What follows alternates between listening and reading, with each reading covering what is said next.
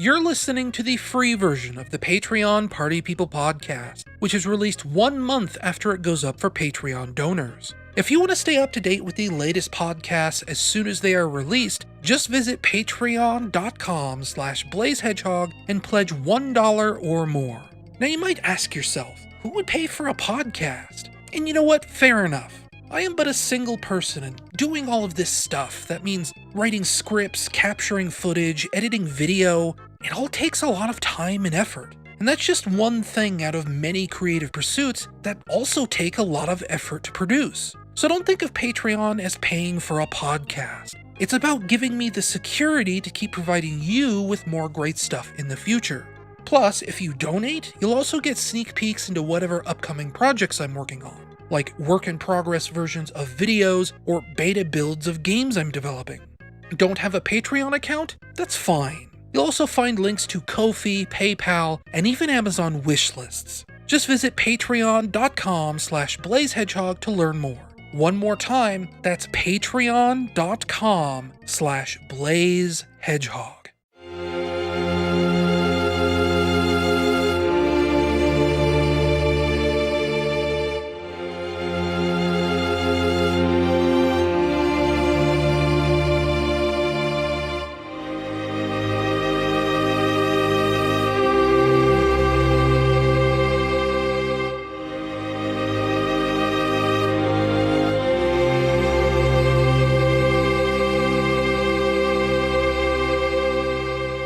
Hello and welcome to the Patreon Party People podcast. It is April the 29th, we'll say, of 2020, and of course I am your host, Ryan Bloom. Hi and welcome to my Patreon Party People podcast, everyone. That's the name of the show. It already kind of a mess starting this podcast off. I've actually been thinking, like, as an aside, before we get into the usual nonsense that this podcast is meant to represent, I've actually thought about changing the name of the podcast a little bit. But you know, I go back and forth a lot. Technically this was started as an exclusive podcast for my Patreon donors. It does, obviously end up getting posted on YouTube eventually, a month after it's current. And like the whole thing was that this was, a way to keep my patrons up to date on the things that I'm doing, articles I'm writing, games I'm developing, videos I'm producing, things like that, just kind of like a check-in every month to see how things are coming along. But I've also just thought, the Patreon Party People podcast is kind of a bad name for a podcast in general, as something that only exists, kind of as like a monthly update, sort of almost like a newsletter, as it were. It's fine. But as a wider podcast at large, there's all these considerations to take into mind, like, what if the podcast could bring in new Patreon donors, if it was, named better and I had a more consistent listener base, things like that. That's just something that goes on in my mind every now and then. I have no plans. I have no names in mind for a new podcast name, nothing like that. It's just something that I consider every now and then, whether or not Patreon Party People podcast is a good name or not. I suppose it's not the worst name in the world, right? The other thing is, maybe it's a little bit misleading. Maybe I'm representing Patreon in some way and I don't really want to give off that impression, as it were. So I don't know, just things that happen in my brain from time to time. But hi, hello, how are you all doing out there on the internet? I hope you're doing well. I am getting through days as best as I can. I think we all are. None of us is in this alone, as it were, this pandemic, as it were, the P word that I'm probably not supposed to say, because apparently if you actually say, get too specific, because it's been so politicized or whatever, I don't even know, YouTube does apparently, from what I've heard, anecdotally, turn off your monetization because it's now considered a political issue. So maybe I shouldn't be saying pandemic, but I'm saying pandemic. That's the kind of person I am.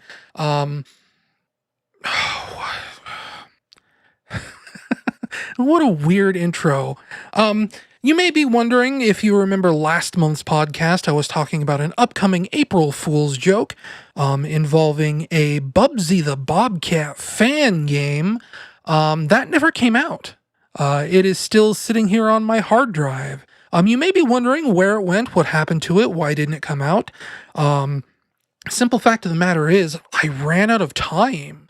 I was complaining, I think, at the end of last month that ripping sprites was a big problem. Because there are some Bubsy rips out there for, his character sprites and some of the enemies, not all the enemies, but some of the enemies. But as far as level graphics go, that was the real headache that was kind of getting in my way at the time, was basically having to go through and manually rip every single element of the first level of Bubsy. Because I said, I never really specified how long this fan game was supposed to be. I kind of just wanted to do like the first world, the first, that's like 2 or 3 or 4 levels. And even just then, like, you would not believe the graphical diversity in the first world of Bubsy Claude encounters of the first kind. You have, all these hills, you have waterfalls, you have like sewer sections, cave sections, sections in cities, sections where you're like climbing up cliff sides, there's water slides, there's like weird dock sections. There's a lot of graphical diversity in the first world of Bubsy, and I was trying to go through and rip it all. And some of it was easier than others. Obviously level tiles aren't that bad, static images, as it were. But when it comes to like, the parallax background, that's animated. The water slides are animated. The waterfalls are animated. There's like jumping potted plants in some areas. They're just a lot of weird stuff that's really hard to like figure out, because for a time I was also trying to rip them properly, as it were, with the correct dimensions so that they would fit together easier when I started building the level. And that got scattered to the 4 winds, because first, I'm terrible at math. So, figuring out, you would think, maybe it's just like a multiple of 8. Because that's kind of like the whole thing with these old consoles. Everything was like a multiple of 2 or a multiple of 4, multiple of 8. So, 2, 4, 8, 16, 32, 64, 128, 256, 512, 1024, 2048, 4096, dimensions like that. And apparently that's not the dimensions that the Bubsy tiles fit into. And if they do, I don't know how they fit in there. There's margins to consider, empty margins that are kind of difficult to figure out.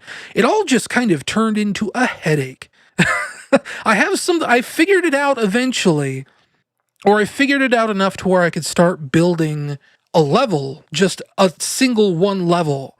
And I got probably about a quarter or a third of the way through building one level, and then April 1st hit.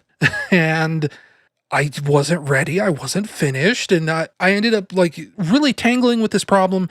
Something that's like been like a big thorn in my side for years and years and years and years with ClickTeam Fusion software is corruption, data corruption. This software has a legacy of like 30 years at this point. It goes all the way back to Click and Play in like 1995 or 1994, maybe even earlier than that. I don't know. And data corruption, for as long as I've used ClickTeam products, has been a problem. Many fan game and original game projects of mine have been killed because of data corruption. If you remember many, many years ago, Sonic the Faded Hour, like my first big famous fan gaming project from like 2001, I remade that engine, the engine that powered the game, like, all the player physics, all the enemy artificial intelligence, things like that. I remade that engine like 7 times. And at least 2 or 3 of those times was because of data corruption, because at some point, something random inside the code, something random inside the graphics, something random inside the project file would become corrupted, and it would spread throughout the whole game, and it would make it crash when you did like specific things. It would just act generally weird. I mean, that happened like, several times after that, where just, whatever they do with their weird scripting language or whatever doesn't line up in the data quite right. So eventually you reach a point where, the executable expects one thing, the code is saying another thing, and the editor can't tell the difference between what is right and what is wrong. And that leads to data corruption, where it stops functioning properly, and there's nothing you can do to fix it. And this is what I thought happened to Bubsy. Because if you don't know, I built Bubsy on top of something called Not So Simple Sonic Worlds. That's another code base entirely. Somebody else developed it. It was kind of a fork of the Sonic Worlds Delta code base that kind of, removed some things, simplified it a little bit more, kind of got rid of some of, but not all of the bloat, which is why I picked it to, develop this Bubsy game. Did I say that right the first time? I don't even know. I am so inside my own head thinking about this. Anyway, I was using Not So Simple Sonic Worlds. And because it's, a Sonic code base, even though it's been, slimmed down, all these features were removed that weren't strictly necessary, it still had a lot of stuff that Bubsy wouldn't use. You could play as Tails, you could play as Knuckles, you could play as Shadow the Hedgehog, you could play as Amy Rose. It didn't need any of that stuff. So, at some point, even before the last podcast, I was kind of going through and sort of ripping out code as I did not need it. I was ripping out sprites that I did not need.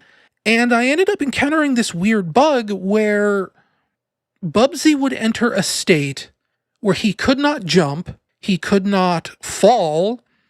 He was just kind of stuck in his jumping animation while the sound of like destroyed enemies kept playing. It was like this pop, pop, pop, pop, pop, pop, pop, like really, really rapidly. And you couldn't really control the game. You couldn't really do anything. And I figured that was just data corruption. I learned very quickly that if I ripped out a piece of code that did that, and that bug happened where, Bubsy couldn't really move, he was stuck in his jumping animation, that meant I should revert to a previous save because maybe I pulled something out that I wasn't supposed to. And it came down to where it was like March 30th, March 29th, and there was a specific piece of code that I needed to rip out because it wasn't working right, it was buggy or something, and if I removed that code that wasn't working right, it triggered this bug. And I tore my hair out for like 48 hours trying to figure out, how am I going to work around this bug? Is this data corruption? Is this whole Bubsy project just flushed down the toilet? It was kind of a nightmare. And I spent, up to and past April 1st trying to fix this bug. And to be perfectly honest with you now, since that was literally almost a month ago, I don't remember what I did to fix it. I don't even remember what the problem was. But it turned out I don't think it was data corruption. At one point, I'd ripped a sprite out. I remember this part. So one thing that they added to ClickTeam Fusion over the years is being able to embed code into objects. Right? So you have... This is going to be kind of a complex explanation for some of you. You have objects, right? Objects are sprites. That is items you collect, that is player characters, that is enemies. Objects, right? That's what an object is. It is an animated object that can have collision. An actor, as it would be called in some other programming languages. And ClickTeam added the ability to embed code into objects, which could then be referenced outside of the object by other things in the code. So you'd have this kind of weird nested code system. And I learned many, many years ago never to touch this, never to embed code inside of objects, because that was a really good way to get your program to crash, because if it's trying to reference code embedded inside of an object, the game kind of freaks out. And it came down that some genius at some point had embedded code inside of the InstaShield graphics that was being referenced inside the main code itself. So it was referencing nested code in the main code, and I myself was a genius and deleted the InstaShield graphics. But the main code was still referencing the nested code inside the InstaShield object. And I think somehow that ended up being the bug that was causing what was either corruption or just some other weird thing. And somehow, I don't remember how now, I ended up figuring out a way to remove the InstaShield embedded code that was referenced in the main code so that it would actually stop triggering this bug. And that, that, like I said, that whole mess, if you didn't understand anything I just said, that's fine. I barely understand it myself. Obviously, if I'm having trouble remembering what I did. Obviously, I fixed it. I know how I fixed it. I just don't know how I fixed it. I'd have to actually open the project file here and look it up. But that took me past April Fools. By the time I fixed that, it was 8 p.m. on April 1st. And I decided, you know what? No, we're skipping April Fools again this year. And the idea was that, I keep working on it, and I did keep working on it, and, eventually at some point in April, I'd release a Bubsy thing, and that also never happened because a lot of other things happened this month. Final Fantasy VII Remake came out the first or second week of April. That came out and just totally sidelined everything else I was doing. I've written other reviews too. Panzer Dragoon Remake came out for the Nintendo Switch. I think that actually came out a little bit before Final Fantasy VII. So I think it was this case where I was working on Bubsy. Excuse me, allergies are dripping down my throat here. It was this case where I was working on Bubsy, I was fleshing out the level. Like I said, I got about, 20% done with a level. And the Panzer Dragoon Remake came out for the Nintendo Switch. We'll talk about that later in the podcast. Then almost immediately after I finished Panzer Dragoon Remake, the review, I should say, after I finished the review for Panzer Dragoon Remake, Final Fantasy VII Remake came out. And, I've been kind of chewing away on that for the last, 2.5 weeks now. So, that's kind of sidelined Bubsy for now. Now I'm sort of sitting here thinking, what should I even do with this Bubsy thing? Because I have a pretty functional Bubsy code base. I have part of a level, not a whole level, not even half of a level, but part of a level. What should I do with this? And honestly, I don't know. Maybe after I'm done with Final Fantasy VII Remake, maybe then I'll get back to Bubsy, but, we're going to talk about things here later in the podcast. I don't think that's really going to be something that I'm doing. There are other ideas that I want to mobilize on, which means that I kind of wasted 3 months on a fan game project that is now A, going to be public knowledge once that podcast goes up on my YouTube channel, and then B, didn't go anywhere. So I don't know. I don't know what to do with that. And I've been writing on other things this month. I said I worked on and finished the Panzer Dragoon Remake review. I'm about halfway done with both Final Fantasy VII Remake the game and Final Fantasy VII Remake the review, as it were. It's been this weird thing where I've been working on the review for Final Fantasy VII as I play it. Usually I wait until I'm finished with the game before I'm finished with the review. But I was kind of chomping at the bit to get going on this review. I've been, if you've been paying attention to my blog, I think I've talked about it here on the podcast every now and then. I have a lot to talk about with regards to this game, about my feelings about its art style, its battle system, everything else. So, I've already gotten started writing the review. I've also been writing on other weird small projects since then. Speaking of my blog again, you may remember that at one point I had this weird random idea where I figured I would quote unquote predict Ghostbusters 3, which was a weird thing for me to do in retrospect. I don't even remember why I decided to do that, but it's something that I did. And it ended up like this weird bullet pointed list of like a Cliff Notes version of a movie script, which was really, again, very weird. I don't know why I did that.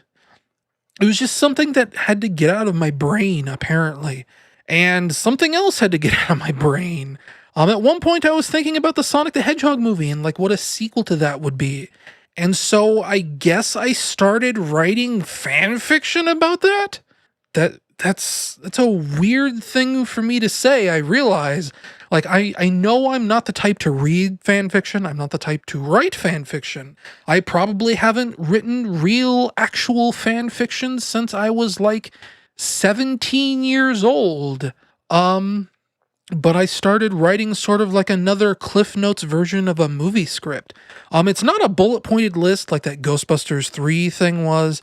It is very much, more of a quote unquote story, as it were. It's not like a movie script or anything like that. It's just sort of describing what I'd think plot points in that movie would be. And like the moment I realized what I was doing, that I was writing fan fiction, I kind of stopped working on it because I was weirding myself out. I've never done anything like that before. And I probably wrote about half a movie's worth of stuff. It's, again, like, it's more detailed than that Ghostbusters thing, but it is not what I would call like a full script. It's probably what would, some would consider like a first draft pass, let's say. And maybe I'll throw that up on Patreon at some point. But again, it's not finished. It's probably maybe about halfway done. Some of it is more detailed than others. It's a real weird thing, but it's something that I felt like I had to get out of my head, I guess, and I can't really explain it better than that. I've often explained, actually, sort of a tangent here. I've often explained my writing process as that, right? Is that I have an idea that gets stuck in my brain and it sort of starts to drive me crazy until I get it out of my brain. That is how my Dissecting a Hedgehog article got written, if you remember that. That's why I started writing video game reviews. That's why I started doing like video reviews on YouTube, is because I had this idea in my head and it wouldn't get out until I pulled it out, and I did it. And I guess that's kind of what's happening here, is that I get ideas in my head and they have to get out somewhere or else I'm going to go insane. So it's a weird, I'm a weird person. That's what I am. I'm a weirdo. Anyway, something else I've been thinking of, it's been increasingly on my mind more and more and more lately, getting into things that I want to do sort of after the Final Fantasy VII Remake review is done, is I've been thinking more about that Knights video. You may remember that I've talked up like a Knights documentary, Knights into Dreams, for the Sega Saturn. And it's a script that I wrote probably at least 5 years ago at this point. And if you really think about it, it goes even further back than that. And it's something that I've never produced because, it'd be a huge video. It would easily rival my How Do We Fix Sonic video, right? It would easily be at least 30 minutes, probably even closer to 40 minutes long. It would be really, really, really, really involved to make. And for that reason, I've been very afraid to make this video. But, next year, 2021, will be, I think, the 20th or 25th anniversary of Knights into Dreams coming out. That game came out... Wait, I'm going to do the math here. Because that game came out in 1996. So it will be the 25th anniversary of Knights into Dreams. Yes, I had to use a calculator for that. Shut up. I said... Yes, shut up. People who are not even actively part of this conversation, shut up.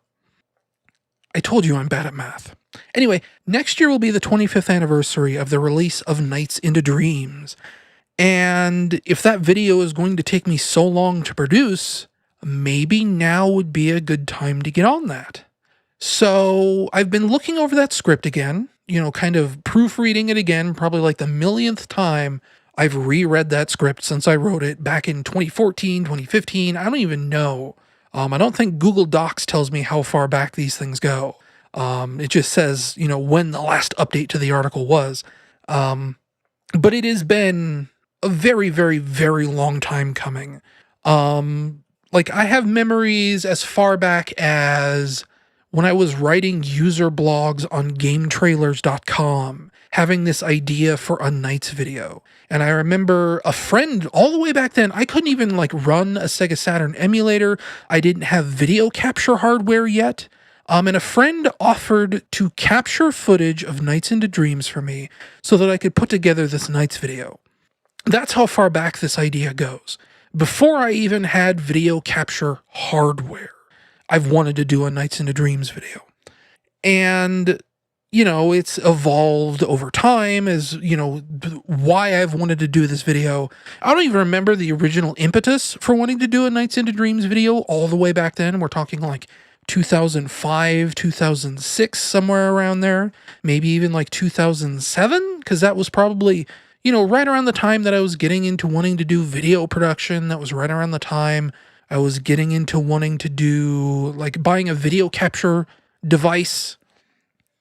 And, again, I don't remember that far back, but I know that at one point, it was probably, this is a really silly, inspiration, as it were. But, I used to listen to a lot of the Giant Bombcast. And Jeff Gerstmann hates Nights into Dreams. And, Giant Bomb has done a few videos here and there on Nights over the years, where it's very clear that certain members of the Giant Bomb staff don't actually know how to play that game, at all, even remotely. So, it was, part of it was born out of that, sort of this idea that, nobody knows how to play Knights. Maybe I need to explain how to play Knights. Maybe I need to explain why Knights plays the way it does, the inspirations behind the game, the point of the game, what it's trying to do. And then at some point after that, maybe that was even the original impetus to begin with, all the way back in 2005. Maybe I was listening to The Hotspot, which was GameSpot's podcast, which also featured Jeff Gerstmann and Ryan Davis and Brad Shoemaker and Vinny Caravella, all those guys way, way back then before they formed Giant Bomb. Maybe that was even the original impetus, was me hearing them talk mess about Knights and thinking, I should do something about that. But also, over the years, shortly, probably within a year or two of it ending, I had some friends that were doing a podcast, the Nitro Beard podcast. It was eventually called something else. It was called Free to Play. It was just a group of friends of mine. They did a weekly podcast about video games. And at one point, they started this segment called the Illiterates Book Club, where every podcast, or every two podcasts, I think it was, they would pick a new, retro game for all of them to play through and then talk about on the next podcast. And every now and then, they'd bring in guests or whatever to talk about whatever it was that they were playing that week. And one of the segments was on Nights into Dreams, and they invited me on to talk about the game because, I would consider myself a somewhat big Knights fan. I only own 3 copies of the game, the 3D controller, all that fun stuff. I own a CD single of Dreams, the theme song to Nights into Dreams. Lovely souvenirs a friend bought me in Japan when he traveled there many, many years ago. And, they brought me onto their free-to-play podcast for the Illiterates Book Club on Nights into Dreams, and I was sort of ambushed about the game because everyone on that podcast hated it. They played the HD remaster, and I was totally unprepared. I was probably the least prepared I've ever been in my entire life.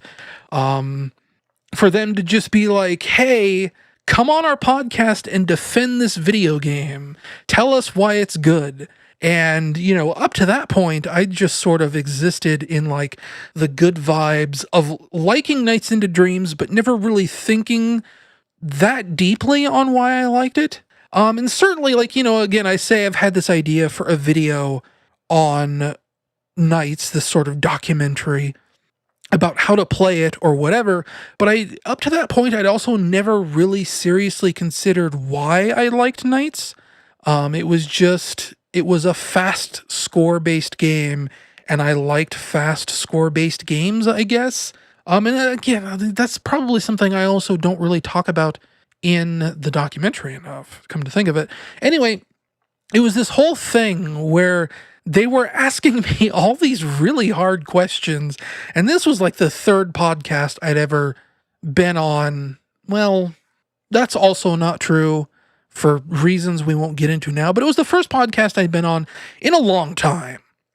It was probably the second time I'd been on the Nitro Beard podcast. And just being ambushed, why do you like it? I don't know why I like it. I just do. That was tantamount to my response to them. And it just really bothered me that was my response, that I couldn't really articulate anything intelligent about that game. And that was probably the real true genesis of this script starting to get written. Like I said, it had existed in several forms, both written down and in my head over the years. But this was the first time where I really sat down and really kind of got into the nitty-gritty of what Nights into Dreams was.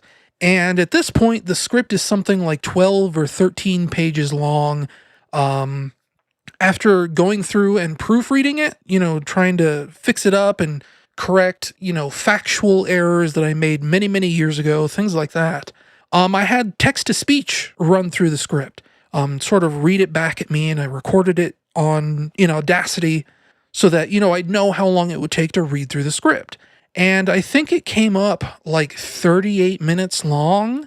I'll actually play a clip here because one thing that also made me realize is that, like, text-to-speech is getting really good. Every now and then it'll hit like a word that it doesn't really know how to pronounce super well. And like in a game like Knights especially, there's like a lot of weird spellings and things like that it kind of gets tripped up on. But in general, like text-to-speech is getting really, really good. Take a listen to this snippet from the script. As the airliner left the runway and ascended into the sky, one of Sonic Team's programmers had a stroke of inspiration. What if there was a game that could capture the sensation of flight? The freedom, the grace, the thrill of dancing your way through the clouds. This programmer was Yuji Naka, and though he was a wizard when it came to doing the impossible in video games, even he admitted that the Sega Genesis wasn't advanced enough to capture his dreams of flying. It was an idea for the future, and in the meantime, Sonic Team went back to working on what they were good at. By 1995, the 16-bit era was coming to an end, and on the horizon was the next generation of gaming hardware, the Sega Saturn. Offering two discrete processors, each one was more than 4 times as powerful as the Sega Genesis. In the 3 years since Sonic 2, Yuji Naka had moved up the corporate ladder. Though he still was Sonic Team's lead programmer, Naka-san was taking charge as a leader for the group, inching closer to becoming more of a director for the team. When it came time for Sonic Team to start producing software for the Saturn, he used his clout to take his team in the obvious direction. It was time to fly. Like, isn't that wild? Like, it almost sounds like a person. Like, every now and then, it feels kind of like there's a crackling sound or something, or like it kind of enunciates on a word a little bit too long, but it sounds almost human in a really weird, almost creepy way. Anyway, after I get done with the Final Fantasy VII Remake review, I was actually thinking about, like I said, finally getting production started on this Knights video. After I had the computer voice read the script to me, I almost actually just thought about recording my voiceover right then and there, which is usually like the first honest signal that production is beginning on something. So, maybe that's coming, maybe it's not. I'm still very afraid of that Knights video. It is going to be a hefty one, let's say. I've also been thinking about doing a video about how I do music, but I've never, I think I've talked about this before on this podcast, and I've never really known if it's that good of an idea, because I'm really sensitive about, my music production process. And by that I mean, like, I have zero self-esteem for myself. I think what I do isn't very good, but somehow I've gotten good at doing it. So it's this weird thing where I have this desire deep down where I want to show off my process, but I'm also afraid of showing off my process. Like I'm going to be exposed as the fraud that I am. Because, deep down, I think that I am kind of a fraud when it comes to my music. Because it's technically not even my music, right? I look for MIDIs I find on the internet. I import them into FL Studio. I play around with them a bit. I add, better instrument samples, better effects. I sort of, tweak, I equalize them, I master them, whatever you want to call it. And then I export them. I did not make the notes. I did not make the song. I just kind of made it sound good. And even whether or not it sounds good is probably up for debate. And it's one of those things where, like, over the years, I've really looked for like validation on my music, or the music. I don't even know how to define it there. I've looked for validation from like friends or whatever, does this sound good? What do you think I should change? I've occasionally tried to get like friends who are better musicians than I am to sort of give me feedback on what I could do better. And universally, I get ignored when that happens. And that's like kind of a depressing thought to have, a depressing realization to have, I guess, that nobody ever really tells me what's good, what's bad, what I could do to improve. I've just sort of carved out this very weird niche for myself where I feel like I'm doing everything wrong, but in the best way possible. So I don't know. I want to do this video about my process, but I don't know if it would be a good idea, which to me, instinctively, means it's a bad idea. But it's a bad idea that I want to do? I don't know, man. It's weird. Everything in my life is weird. I'm a weird person. But maybe that's why you're here. I don't know.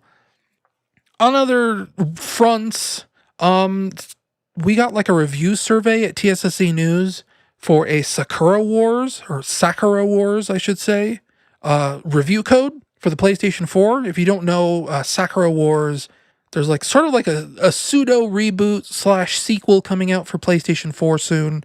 In the West, I should say. I think it's already been out in Japan for a while. Sakura Wars is kind of like, it was originally like a strategy RPG, and footage of this reboot makes it look sort of like now it's like an action RPG.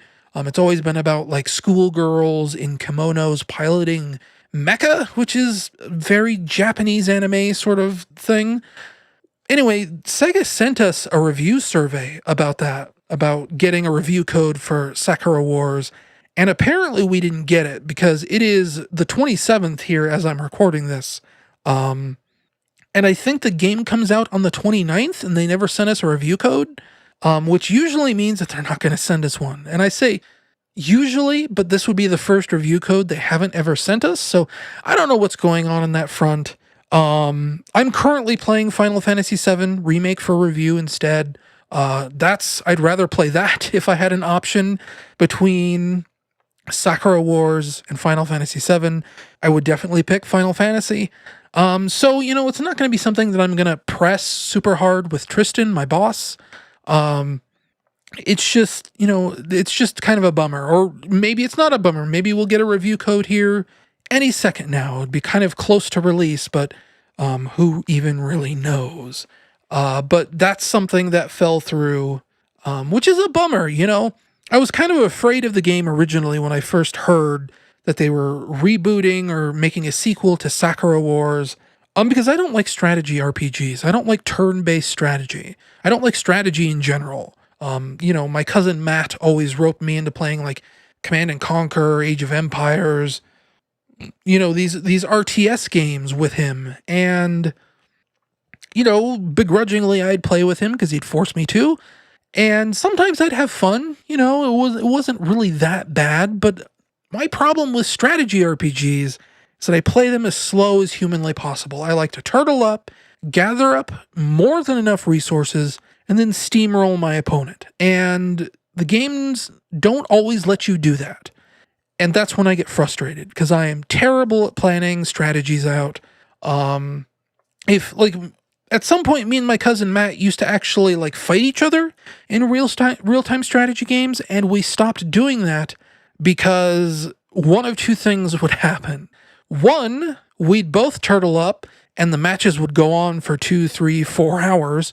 Or two, he would rush me and kill me in 10 minutes, and there was nothing I could ever do about it. I would try and rush him in return, and it would never work out. He would win every single match.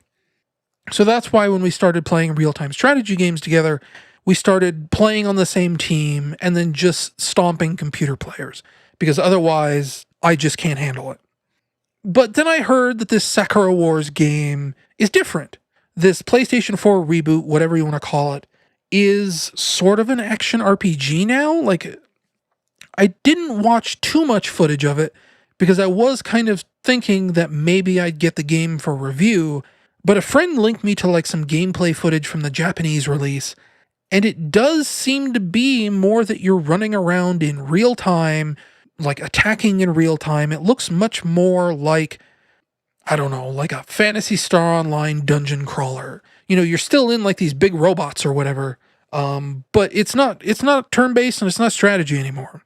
So I don't know. It's kind of a bummer that I'm not getting that game, but at the same time, I'm in the middle of a big action RPG right now. Anyway, so I'd rather play Final Fantasy.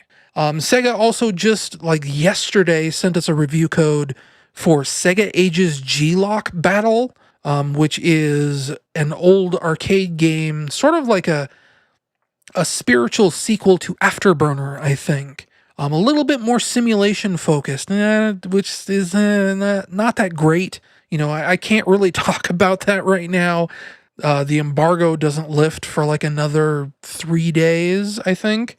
But we just got a review in for that. I'll be writing a review for that. It's an arcade game, so it's fairly simple. I should be able to chew through that here in the next day or two. And then something else I've been like mulling over, probably a really bad idea, is like a Patreon exclusive video series where I go back through like my old video reviews and sort of provide commentary about that. But like, it's the sort of thing where I'm not really on camera, I'm not really acting. So it's one of those things, I'm not really sure if that's a good idea or not. It would be this weird thing where I'm talking over myself, talking over gameplay footage, and that sounds like a nightmare, frankly. But maybe it could be like, you know, like a short montage video where I pick out specific moments of old videos and talk about them. I don't know. That was just like a weird random thought that entered my head the other day, and I wrote it down. Let me know if you think that's a good idea, because I generally don't have any idea whether it's a good idea or not. But that's things upcoming on the YouTube channel and game development and in writing and everything else.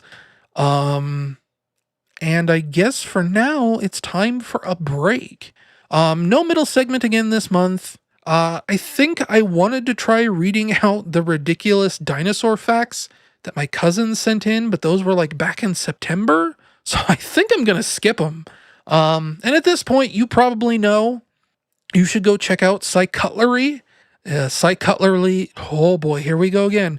Psycutlery.eyesandeverything.com for a really cute indie game about a girl in a frog suit who teams up with a psychic spork, and they go on an adventure.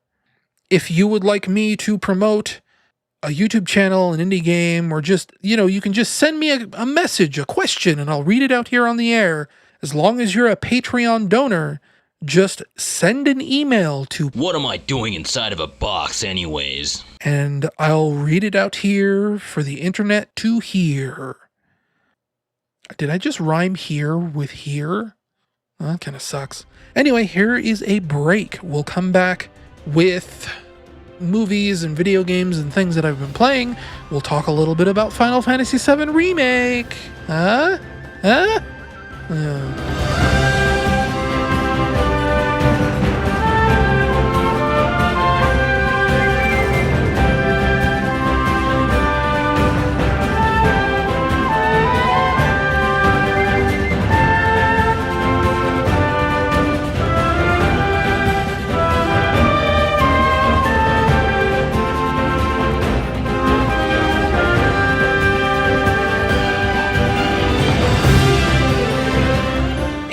we're back. Kind of want to get through this real quick because it's getting pretty late here. It's about 3 o'clock in the morning. I realized I started this podcast saying maybe this would come out by the 29th. I'm thinking that's probably way too far in the future. Sometimes these podcasts take me a little while to edit them down. Not for any good reason. Sometimes I just get really lazy about it. But it's the 27th right now, and it's the 27th past midnight, so I have all day today, all day tomorrow. This should probably actually come out on the 28th. I'd hope, at any rate. But we're now on the second half of the podcast where, I talk about movies I've been watching, TV shows I've been watching, games I've been playing, and I report that I haven't really been watching a lot of movies. I know that I was talking, I think, just last month about watching a lot more movies, last 2 months, actually. Since, my YouTube subscriptions, I've culled some people that post a lot of videos, or groups have broken up or whatever else. And that normally was giving me more time to watch movies and TV shows. And then I don't know, since the whole pandemic started, in addition to working on that Bubsy fan game, now playing Final Fantasy VII Remake, playing Panzer Dragoon Remake, playing G-Lock Battle, it's just been kind of hard for me to focus these last couple weeks on any one particular thing. Even with Final Fantasy VII Remake, there was a period of almost a week where I didn't play it at all. And, now I think I'm on the second or third day where I haven't really played it. I've been it's not like I'm filling that time watching YouTube either. I'm super behind on my YouTube subscriptions as well. It's been a weird time. I don't remember if it was last month or the month before this, but I did watch 2 episodes of season 3 of Castlevania, and I watched 2 episodes of The Mandalorian on my cousin's Plex server, and those were okay, but I can't really, there's not really much to talk about when you only see 2 episodes like that.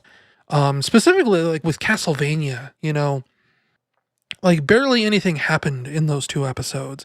It was just a lot of catching up with characters that we used to know from previous 2 seasons. And, The Mandalorian, I think literally the episode I stopped on was right when he gets to Baby Yoda.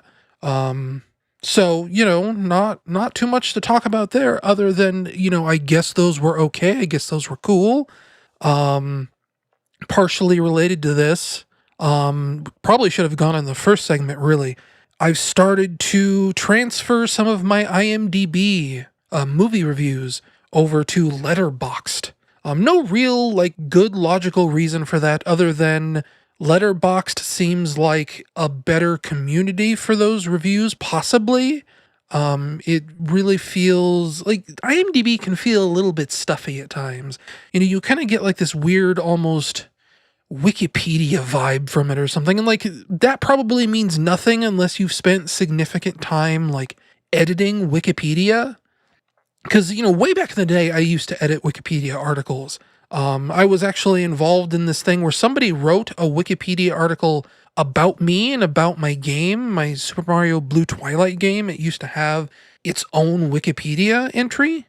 So, I ended up getting embroiled in this whole thing where it was this argument over whether or not the game was notable enough to have its own Wikipedia article. And it was this weird thing where I probably shouldn't have been involved, but the person who made the article got me involved.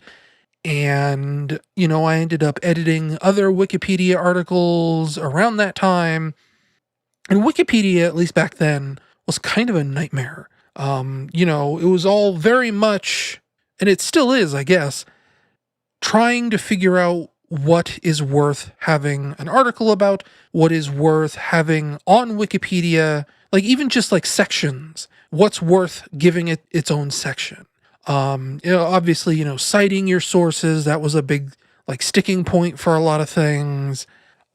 Just a whole big, anal retentive mess, essentially. And that's kind of the vibe I get from IMDb sometimes. Though, if you also spend any length of time on IMDb, especially like popular new movies, and you go into like the trivia section or whatever it is, those are also like just a giant messy nightmare of people like entering the same kinds of trivia over and over and over again, like just repeating the same factoids like 2 or 3 or 4 times. And I know enough about IMDb's editing tools that it is incredibly difficult to go in and flag repetitive information for deletion. And it just, it piles up and up and up and up. And then you get this one guy who goes into the trivia section and he's like, oh, this is the second movie where Tom Holland works with Michelle Rodriguez. And you're like, do we really need to know which movies every single actor in the film has co-starred with? Just all this really tiny, useless minutia, I guess I should say. That's the actual word. That's one of those things where you think about it in your brain and you don't think about how to say it and you don't connect the two words. Anyway, I'm just putting them over on Letterboxd because Letterboxd seems a lot more focused on user reviews. Like if you go to a movie's page on Letterboxd, there is like 3 panels on that film's page. It is where you can watch it right now, which would be like, Netflix, Hulu, Amazon Prime. You have a very short description of what the movie is, which, just this bare synopsis. And then you have user reviews. That's all that's on Letterboxd. So in theory, my reviews from IMDb, my user reviews for movies, would have a better lifespan on Letterboxd, I would expect. I don't know. I'm also not like super proud of my movie reviews. I am definitely better at writing reviews for video games. With movie reviews, I'm always worried about like spoiling plot details. So I never like want to get too deep into describing what the movie is about. And never wanting to describe like specific scenes or sequences or anything like that. Because I don't want to like spoil anything. And both IMDb and Letterboxd, they have like, this review contains spoilers, there's like a checkbox for that. So I don't want to like get into the weeds about that kind of stuff because I don't like being spoiled about movies. So I try not to spoil other people about movies. But yeah, just that's something that's going on. I'll link my Letterboxd account in the show notes if you want to go follow me there. But it's just been the thing where like 2 or 3 or 4 movies a day, I'll take one from my IMDb account and I'll put it on Letterboxd. And usually when I do that, I'll go through and sort of update the review a little bit to kind of like match my current writing voice. I'm not necessarily changing the content of the review itself. It's just like if I find something where I think, I wouldn't use this wording nowadays. Maybe I should write this section to be a little bit clearer. I'll do that. I'm kind of revising these reviews to read better, read more clearly as I go. So the reviews that end up on Letterboxd are actually probably, if you've read my IMDb reviews before, and I doubt you have, I don't, like, many people probably haven't, because I'm not that, like, popular on IMDb or anything like that. But if you have, then the ones I'm posting on Letterboxd will be a little bit different. Not, like, super different, but different enough. Anyway, that's something that's happening over there, whatever. I did end up watching Danny O'Dwyer play through all of Half-Life Alyx. Obviously, I myself do not have a VR headset, and I know I went like super hard last month on the fact that I didn't think that Half-Life Alyx needed a VR headset, and watching Danny O'Dwyer play through Alyx kind of changed my opinion in that regard. Like, obviously I'm not so sure that it needs the 3-dimensional depth of stereoscopic vision, but the one thing that Let's Play really hammered home for me is that Half-Life Alyx is probably the best application of motion controls probably since Wii Sports, right? It's sort of incredible how much that game is about using your hands, and not just using your hands, but multitasking with your hands, using your left hand to operate machinery and your right hand to shoot a gun, right? Or using your left hand to throw something and using your right hand to like operate machinery. It's all about, it's not all about, but it's one of those things where it's very integral for you to be able to do two things at one time, and having two separate hand inputs really helps with that. And specifically, like Half-Life Alyx is very much a game about catching and throwing. You're throwing grenades, you're catching ammunition, because if you don't know, like the big mechanic of that game are these gloves you have called the Rustles. And they are essentially like that game's gravity gun. If you remember Half-Life 2, you get this gravity gun where you can pull objects and you can shoot them. In Half-Life Alyx, you get these gloves, and it's the sort of thing where you point at something at the environment and you flick your wrist and it throws it at you. So you see like a clip of ammo on a shelf across the room, you point at it and you flick your wrist up, and it kind of like, it's like it jerks a string and the object comes flying at you and you have to use your hands to catch it. And there are like hundreds of those interactions in the game. I like fully expect people who play Half-Life Alyx, if they're like not good at playing catch, I assume the game is going to make them, absolutely excellent at catching things in real life, because that's kind of the skill you need. You need to, put your hand in a specific position so that you can catch the object that you just, basically threw at yourself. And there's just lots of interactions where you're kind of rummaging through trash or shelves or whatever else, where you need that physicality of working with your hands so that you can pick up stuff, you can sweep stuff off, you can reach around like garbage cans and dig through the trash and pull out, resin to upgrade your gun or whatever. And it is an incredibly smart looking usage, because again, I don't have a VR headset, I've never played this game, but it looks incredibly smart with the way it uses motion controls. I think I was saying elsewhere, I almost feel like I covered this last month's podcast, but maybe I even said it earlier in this podcast. I don't know. It's 3:00 in the morning, folks, but it is the best usage of motion controls since Wii Sports. It is just really, it looks absolutely incredible. And I can't wait until the day 2 years from now, 5 years from now, who even knows how many years from now, that I finally get my own VR headset to play Half-Life Alyx. Because it's also just like, it's like a light gun shooter, right? It's like House of the Dead 2, except imagine if House of the Dead 2 gave you total freedom of movement, where at any time you could just walk around the zombies. You didn't have to stand in one place and shoot them like a shooting gallery. You could strafe, you could switch guns, it looks great. And there are like so many like creative sections in the middle of that game, monsters that are blind but can hear you. It's one of those things where it's like, who knew that Valve could still make a good game, right?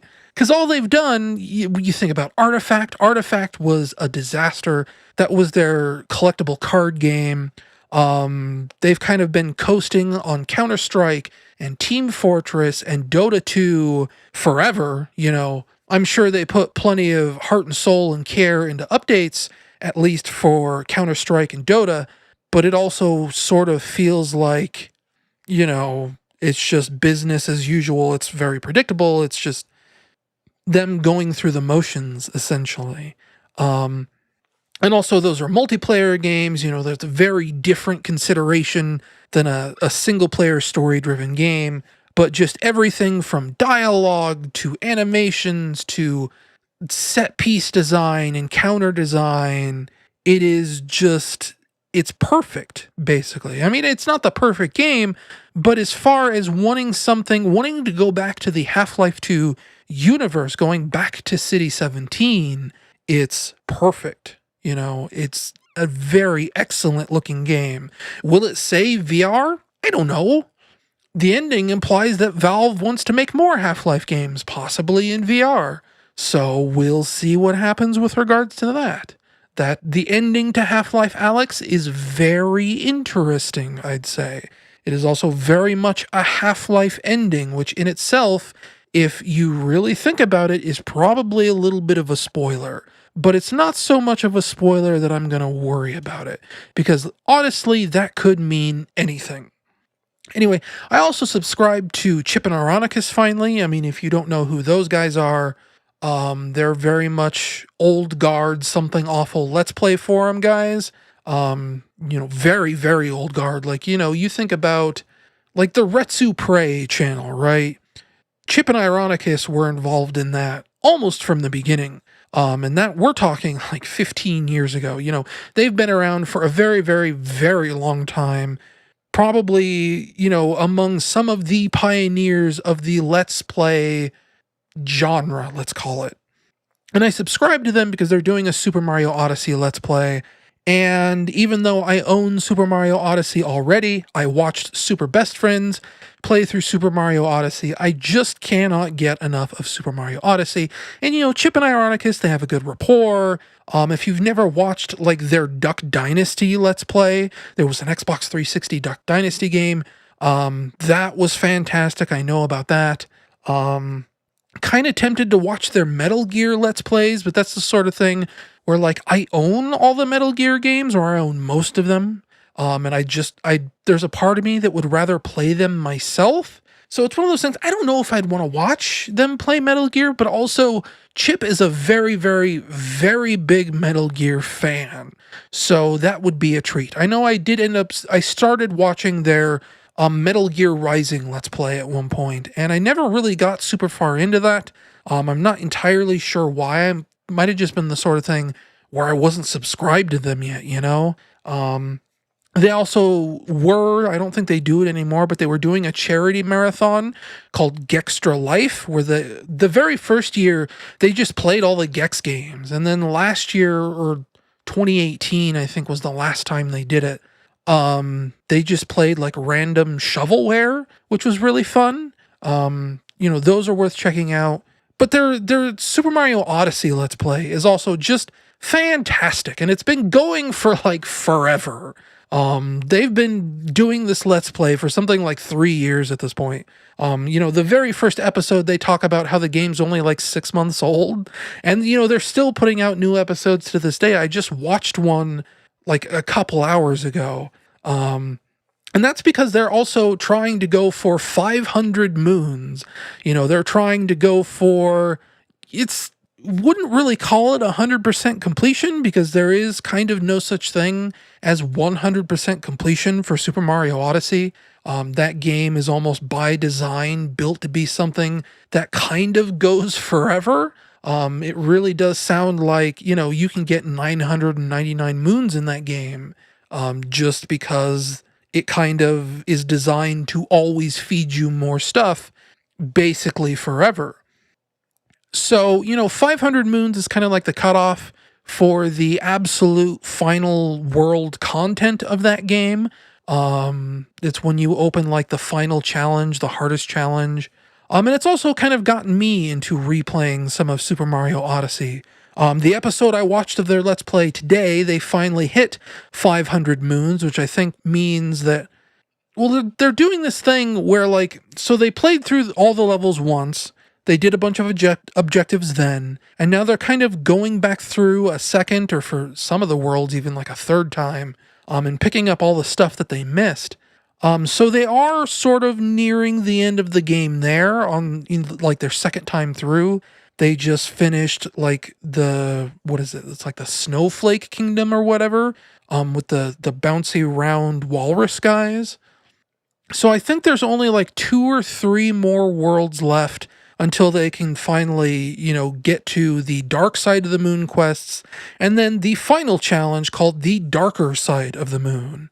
And in my own game, I think I ended up leaving off on Super Mario Odyssey somewhere around like the 300 moon mark originally, however much I got by the time I originally beat that game. And now that they're having me go through Super Mario Odyssey all over again a second time myself, I think I'm up to like 482 moons. So I am also kind of, closing in on that 500 moon goal, and I kind of want to go for it.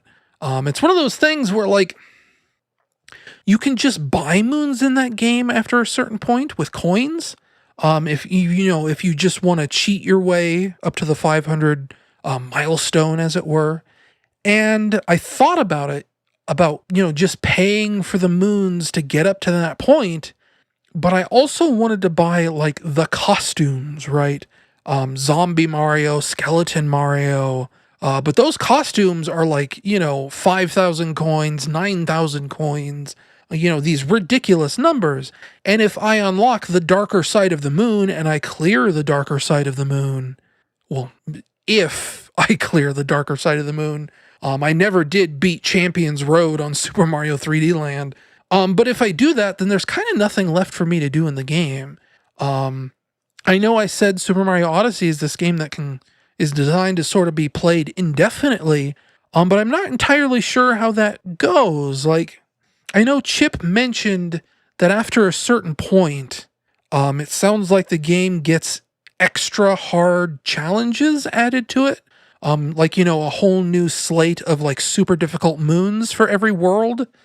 So maybe that's something that happens. Like, maybe it's sort of like a Super Mario 3D Land sort of thing where, Super Mario 3D Land, you finish that game once and then you get, like, the hard mode version of everything. And the hard mode version of Super Mario 3D Land is where things really get going. That's where that game becomes, like, my favorite Mario game ever made, is in the second quest of Super Mario 3D Land, because that's when it feels like, the first quest, the original quest in that game, feels a little too easy and a little too boring, and the second quest is like the game you want. And maybe that's something similar happens with Super Mario Odyssey, where once you clear darker side of the moon or whatever, maybe it, all the challenges, all the moons get reset, and suddenly you're on the second quest where everything's super difficult. Which would be kind of crazy, because there are parts of Super Mario Odyssey that are already pretty difficult. But we'll find out. We'll get there eventually. The Let's Play will probably get there long before I do. Because I have other games that I'm sort of mandated to play, as it were. Obviously, I have played Panzer Dragoon Remake. There is a review on tsscnews.com. If you would like to read that. It's okay. It's not... I saw someone on Twitter say that it really reminded them of the Sega Ages remakes for PlayStation 2. And that I would say is pretty spot on, but the example that I used is that it really reminds me of, like, an HD remaster that comes to Xbox Live Arcade in, like, 2009, right? Where it's this, this weird sort of half step where they're trying to replicate an old game in the wrong way, but they kind of get there anyway, and, like, the graphics are a little weird, and they're clearly fans of the original game, but it's just a little bit off in a lot of weird ways. It's a little bit cheap in a lot of weird ways. And that's exactly the way I feel about Panzer Dragoon Remake. It's not, like, the worst thing in the universe, but it's very rough around the edges in ways that are kind of a bummer. And they become even more of a bummer if you go back and play, say, like, Panzer Dragoon Orta on the original Xbox, which is something that I did as part of the review for Panzer Dragoon Remake. And Panzer Dragoon Orta is this, very beautiful 2003 Xbox game. The controls are nice and smooth. It kind of, like, automatically tracks enemies as they fly around your dragon. It's like a soft lock-on feature almost. It's a very nice feeling game. And then you go back to Panzer Dragoon Remake, and it's not a very nice feeling game. Not a very nice feeling game at all. It feels stiff and weird and budget. But they just announced a patch, like, the other day, like day before yesterday, where they are going to go back in and they're going to touch up the controls, and they're kind of gonna add missing content that was supposed to be in there but wasn't. They're going to just go through and give it like a once over of polish, make everything feel a little bit nicer. So maybe it'll actually end up being like a really nice remake after a certain point.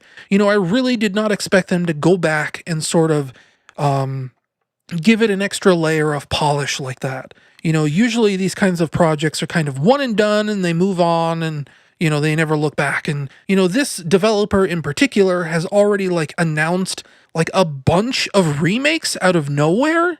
Before they were even done with Panzer Dragoon Remake, they announced a remake for Panzer Dragoon 2. They announced remakes for House of the Dead 1 and 2.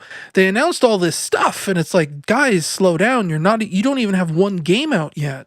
But if they are going back and they're cleaning things up and they're touching things up, maybe that's a good sign. Or maybe it's a fact that they're going to spend all of their development money patching up their broken job that they kind of didn't do right the first time. I guess we'll just have to wait and see. Final Fantasy VII Remake, of course, is something that I've been playing a lot of. I think I'm up to 20 hours into that game now, just about. Right smack dab in the middle of the halfway point, as it turns out. That game is 18 chapters long, and where I left off is like the very beginning of either chapter 9 or chapter 10. So, I'm basically right in the middle of that game, about to go to the wall market. Very famous scene from the original game. Sort of like Midgar's red light district. Very seedy place. And as you may know, that like I've been very critical about Final Fantasy VII Remake up to this point. I don't like the art style. I think it's too realistic. I don't like the battle system. I don't like it's this weird sort of half step between real-time action game combat and turn-based RPG combat. And I think some of that still holds water. I still don't really like this battle system, even though it does have maybe a little more depth than I gave it credit for originally. It's the sort of thing where it's not like it's not fun, but the decisions about like the weird ATB meter and stuff like that, I still take umbrage with that. I still don't think it should have been this weird action game hybrid, and I think that's a mistake Square Enix has made in the past, and I think it's a mistake that they'll probably continue to make in the future, because I get the feeling that they are just afraid of turn-based combat. I get the feeling that somebody at that company feels like they're past the point of needing to do turn-based combat, or maybe like they're only going to save turn-based combat for like Bravely Default, because we do have Bravely Default 2 coming out at some point in the future. But the surprising thing is, I've been really loving the remake so far. There's just the one thing that I really expected them to get wrong was how to tell this story. Who Cloud Strife is, who Aerith Gainsborough is, gets so mucked up. You think of like Final Fantasy VII Advent Children. That is a stupid, terrible, awful movie that mischaracterizes almost everybody that's in it. Cloud doesn't act like Cloud. Aerith doesn't act like Aerith.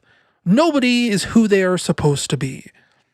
So there was like, this definite worry that when they remade Final Fantasy VII, that sort of Advent Children vibe would come back around and get injected into the main game. And that is definitely not true. They actually got these characters right in like a big, impressive, enjoyable way. Not to get too deep into spoilers here, because again, halfway through the game, don't want to spoil anything. But like, let's take Aerith, for instance. Obviously, we know a big spoiler about her, what happens to her, but it's her personality is something that's kind of been mutated over time, where, later appearances for her, she's this very almost like shy, demure sort of girl. She's very quiet. She's very pure, I guess is a word I'd say. And in Final Fantasy VII, she wasn't really like that. And that's something that Final Fantasy VII Remake gets right. Instead, what Aerith is I think she's a manic pixie dream girl. And if you don't know what that term is, it's kind of like a filmmaking term. It's a storytelling term. It just basically describes that she's sort of this... How do I say this? I'm probably not that well versed in the term. In fact, I may even be using the term incorrectly, but it basically means that she only exists to prop up the hero, as it were. She's there to sort of be like the ideal girlfriend. And I don't mean that in the sense that like she, again, like, you know, the ideal girlfriend, maybe you like demure, pure women, but she's supposed to be, you know, like fun and bubbly, and she's supposed to like break down the walls of the grumpy characters and just sort of be almost like a borderline Mary Sue in a certain way, where like, you know, she can do no wrong. Everybody loves her. She's sarcastic and, you know, just a better version. Gosh, what am I even saying? I don't even know what I'm saying. But she's just a certain type of like bubbly, funny, sarcastic sort of character. Sort of like designed to be not too cute, not too whatever, but just a person. I don't know how to describe her. I don't know how to describe what a manic pixie dream girl is. You're just gonna have to look it up for yourself, because maybe I'm using it incorrectly. You know, there's only one way to find out, and I'm not gonna fact check live on the radio. But that's the vibe I get. That's the gut feeling I have about Aerith Gainsborough. And like, the one thing that I really like about the story is Cloud himself. Cloud is kind of an idiot. He's kind of a jerk. He's kind of a moron. You know, people will tell you that he's a very 90s character. He's very like, oh, you know, big, not big, but like pretending he's tough, right? He's very much, oh, I don't care about anything. You know, he's that kind of guy, sort of emo and just distant and cold. And so far, the vibe from the story, and maybe this was in the original game, maybe it wasn't. It has been, you know, 20 years since I've played Final Fantasy VII. But the whole game so far seems to kind of be about breaking down Cloud's walls, getting him to loosen up, getting him to stop trying to be such a tough guy. And I know that there's a sequence in the wall market that is really going to be about that, about sort of exploring, let's say, a side of Cloud that is very different from a tough macho man. I do remember that from Final Fantasy VII.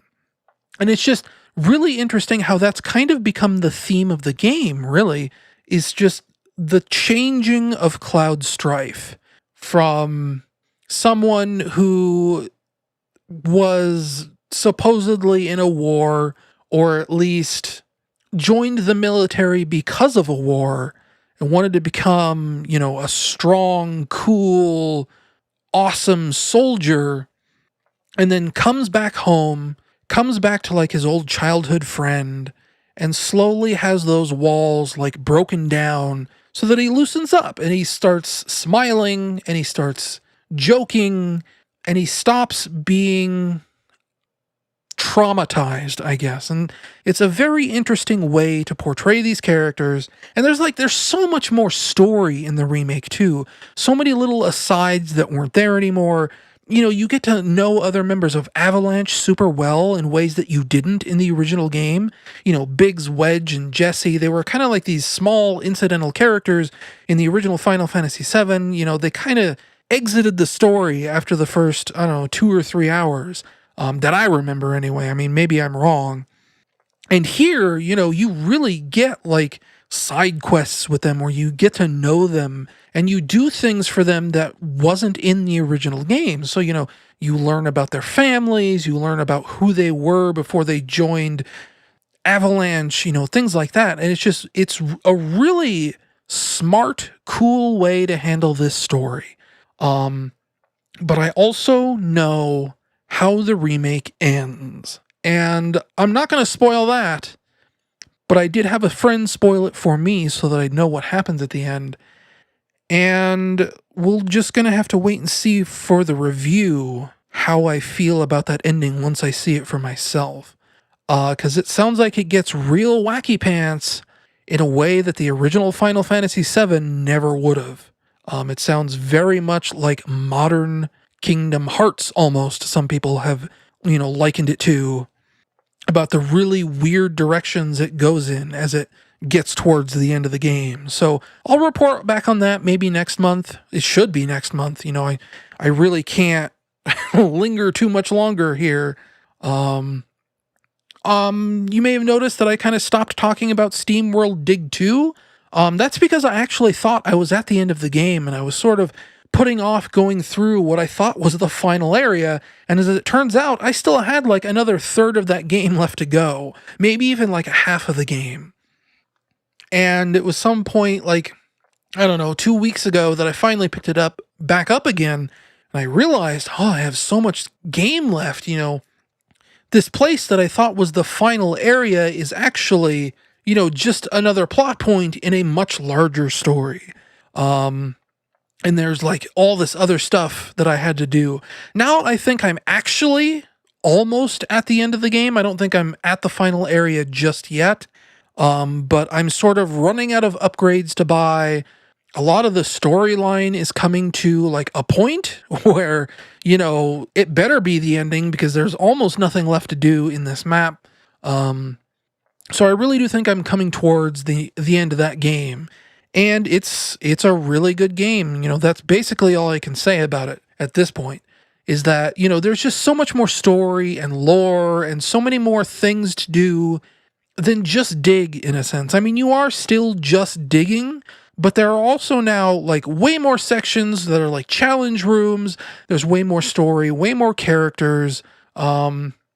The story takes you places where, again, you don't really dig for gold or anything. It's more just kind of like a platforming challenge or like a combat challenge. There's a lot more like genuine puzzle solving, a lot more like sort of Metroid style revisiting areas you've already been. And there was some of that in Steamworld Dig 1, but now it's just a lot stronger. It's a lot more pushed towards the forefront. Or at least I assume anyway. Like, that was something else that I realized about Steamworld Dig 1 recently, is that I can't remember a lot of that game. I finished Steamworld Dig 1 on like 3 or 4 different platforms, and I don't remember hardly anything that happens in that game. I can't tell you any of the power-ups I equipped. I can't tell you most of the areas I visited.